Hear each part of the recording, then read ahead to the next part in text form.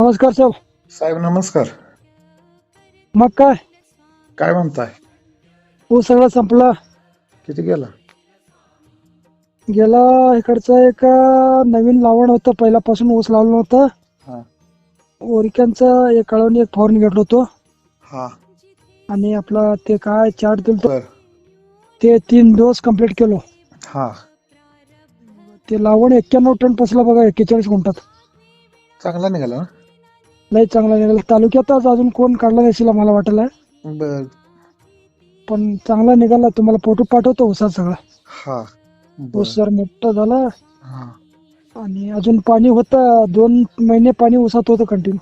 हा 2 महिने पाणी. मे मध्ये पाणी बंद केलं. आता आज ऊस कंप्लीट झाला.